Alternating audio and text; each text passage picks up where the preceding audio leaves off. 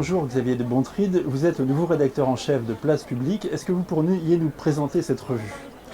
Oui, Place Publique Rennes, c'est une revue bimestrielle, 6 numéros par an donc, centrée sur les questions urbaines au sens large.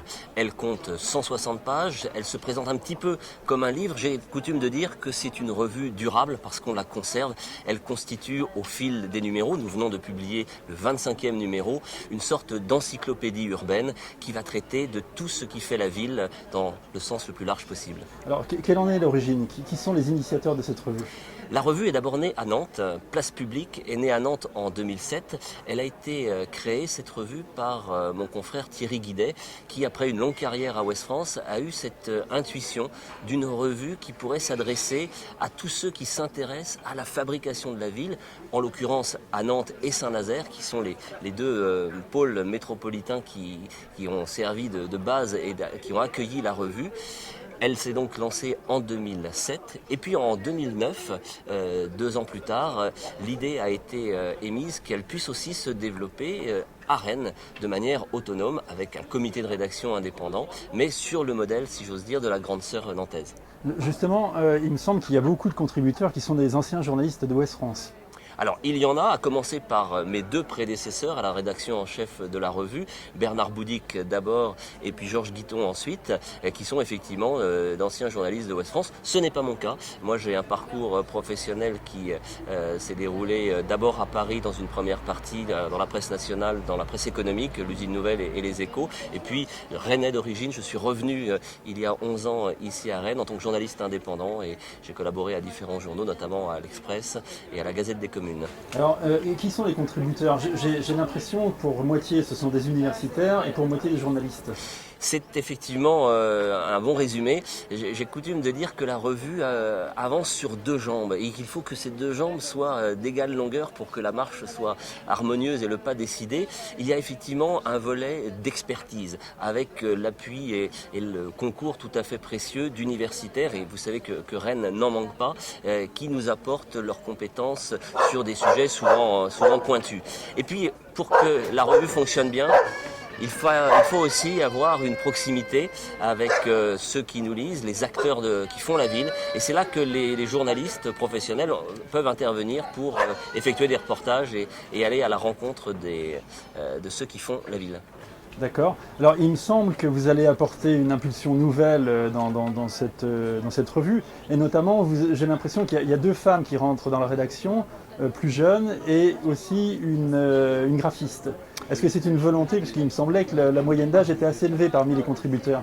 Alors effectivement, on élargit un petit peu le comité de rédaction avec l'arrivée de nouvelles journalistes indépendantes qui s'intéressent à ce projet éditorial et qui ont envie d'apporter leur pierre. Le gros changement, vous l'avez noté, c'est aussi l'arrivée pour ce premier numéro d'une graphiste indépendante, Laure Bombay, qui est rennaise et qui va nous aider à rester dans l'épure de ce qu'est Place Publique, mais peut-être d'en améliorer le confort de lecture et la lisibilité d'ensemble. Alors, quelles sont vos intentions ? Qu'est-ce que vous allez apporter de nouveau, vous, dans cette revue ?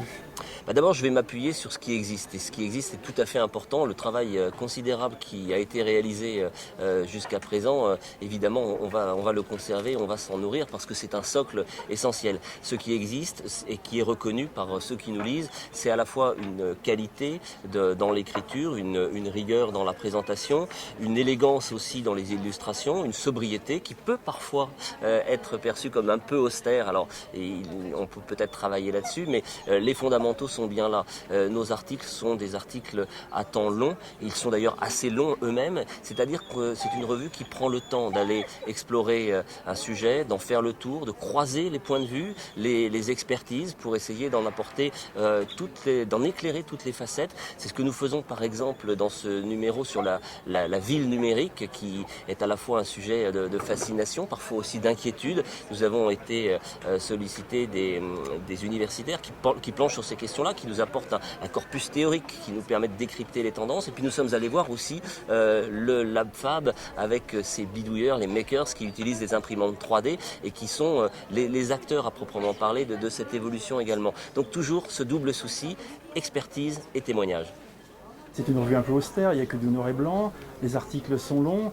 Est-ce que vous voulez vraiment que ce soit une revue de réflexion et pas forcément une revue de ce fait grand public ?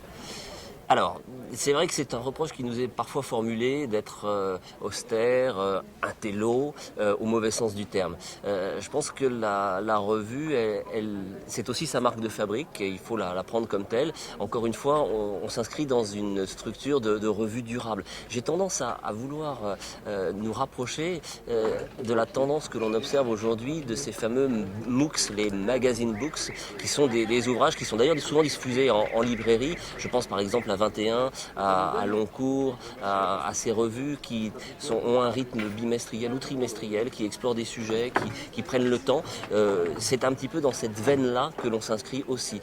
Je pense qu'on doit pouvoir gagner en lisibilité et en accessibilité sans renier cet ADN important. Alors, pour aborder une question qui peut fâcher, je vais vous parler de votre financement. Il paraît que vous êtes en grande partie financé par Rennes Métropole. Est-ce que c'est vrai? Est-ce que vous êtes financé en grande partie par Rennes? Évidemment, et ce n'est évidemment pas un secret, puisque cela fait l'objet d'une délibération au sein du Conseil de Rennes Métropole chaque année. La revue bénéficie d'un financement.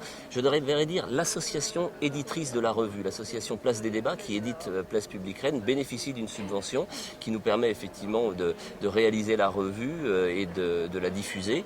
C'est parfois présenté comme un lien de subordination. Je suis, comme mes prédécesseurs, le garant d'une indépendance éditoriale. Les financements ne signifient pas du tout allégeance.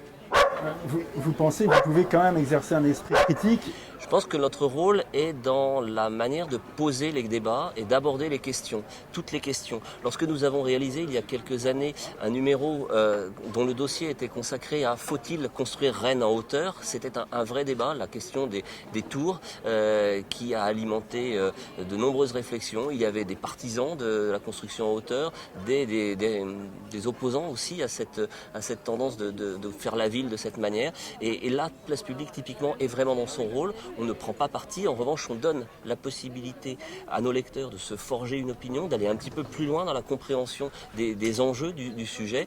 C'est un bon exemple, il y en aura d'autres.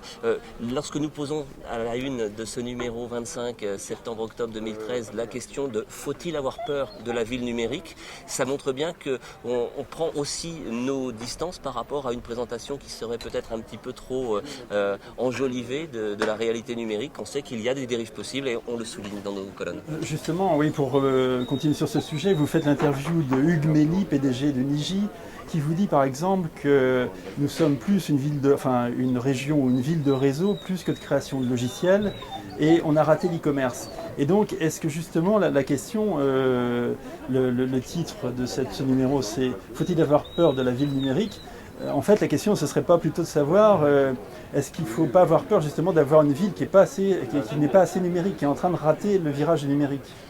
Le débat est sur la place. Il a d'ailleurs été abordé dans Place Publique il y a de cela 2 numéros par la contribution d'un universitaire rennais, Raphaël Suire, qui a publié un article à la fois dans l'édition nantaise et dans l'édition de Place Publique Rennes sur cette question, en disant, selon lui, que Rennes était un petit peu à la traîne par rapport à Nantes dans la dynamique du numérique. C'est un article qui a fait débat, qui a suscité la réflexion. Nous sommes complètement dans notre rôle en abordant ces questions-là sans aucun tabou, en écoutant les parties prenantes, les pour, les contre, et la vocation de cette revue, encore une fois, d'être au cœur du débat sur les questions urbaines, et trouve là pleinement sa justification.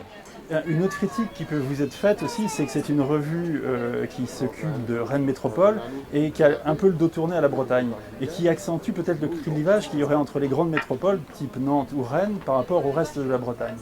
Alors là encore, si ce reproche a pu nous être formulé, nous ne nous interdisons pas, au contraire, d'avoir une approche qui dépasse l'aire urbaine rennaise et qui interpelle la construction régionale, les problématiques de relations entre les métropoles et les villes moyennes en Bretagne. On l'a déjà traité dans de nombreux sujets. On va continuer de le faire. Je pense que c'est un petit peu un mauvais procès parce que c'est un petit peu artificiel aujourd'hui. On vit dans un bassin de vie. on habite une ville, mais on appartient aussi à une région et on n'est pas enfermé dans des frontières administratives ou des frontières de collectivité. Il y a évidemment un dialogue à trouver et on ne s'interdira certainement pas à l'avenir d'aller au-delà de nos simples frontières rennaises.